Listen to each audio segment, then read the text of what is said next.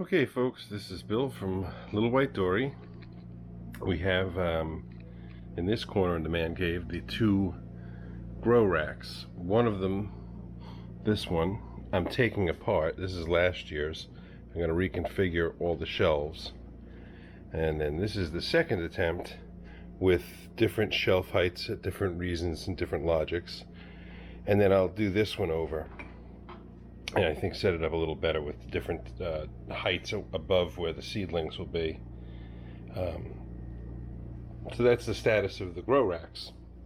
A couple of cool things. Found this company selling these little temperature gauges with a probe on a battery to put batteries or temperature gauges rather right on your grow trays. You see it's just got the temperature.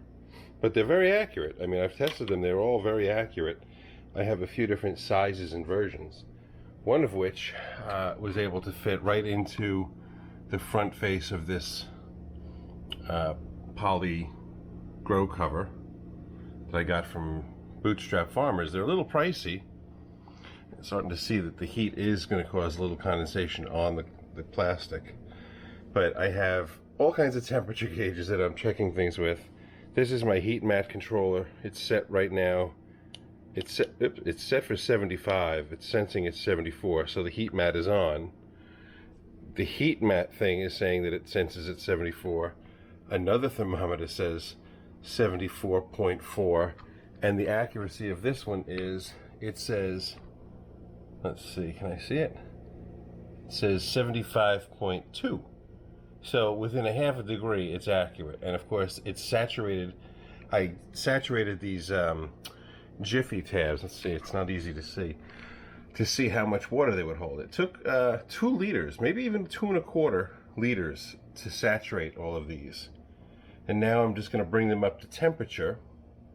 And tomorrow I'm going to plant my asparagus in it and see how that works out.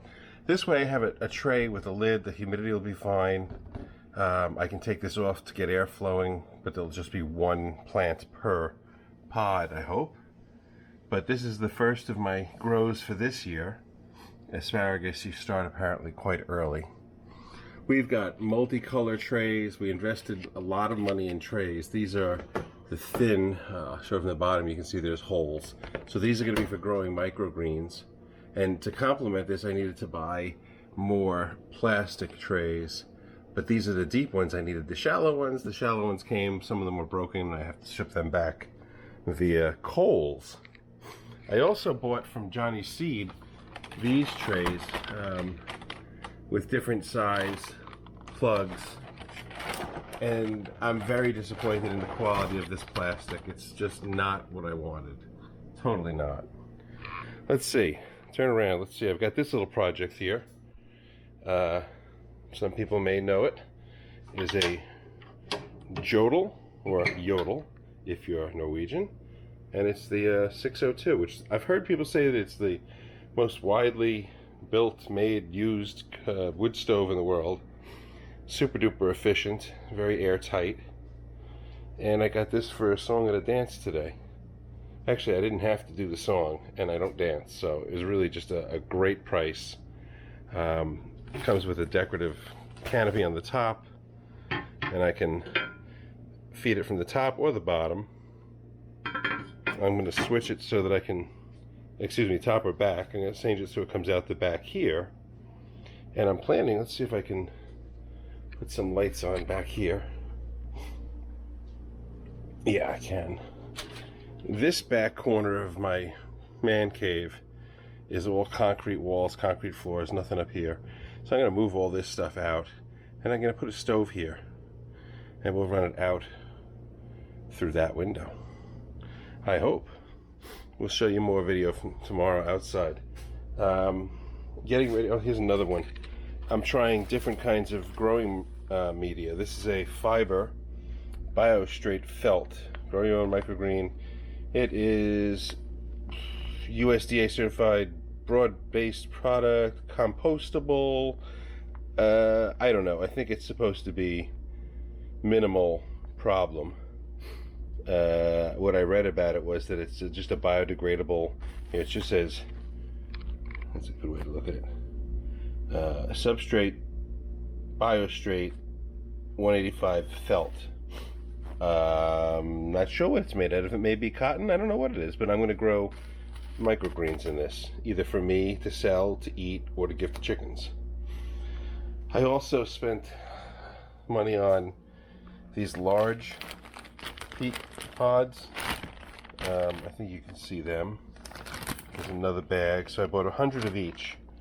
This is the, oops, size. I have 3 different sizes, I think it is. These are the 36 millimeter, the smaller ones.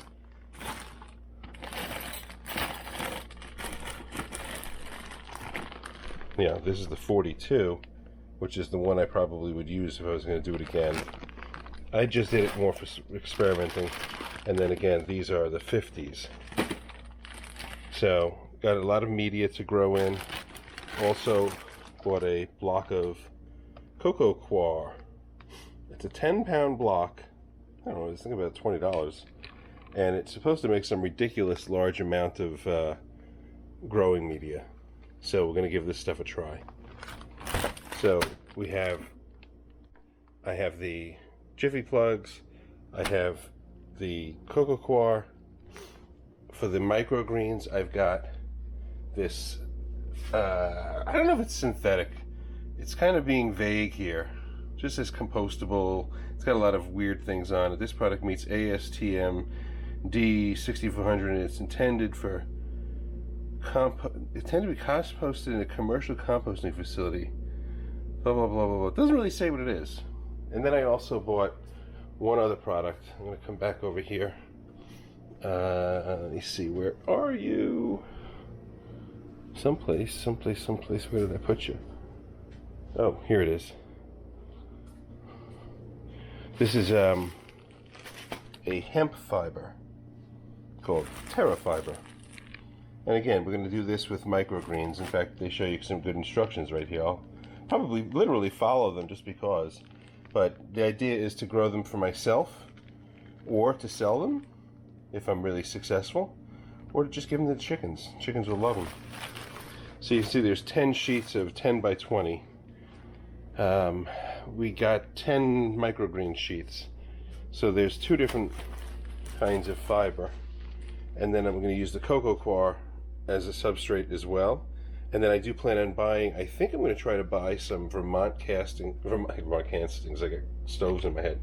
Vermont compost. They seem to have a starter type material that I'm interested in. So that's it.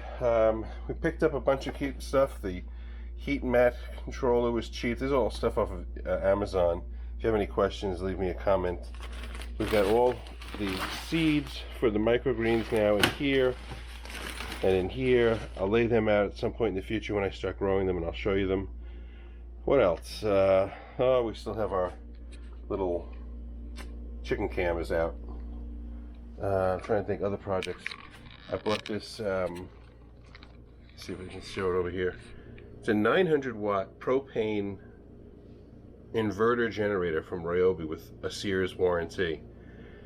Only 900 watts, but it's enough to give you a lot of different things to get them running, charging phones, etc.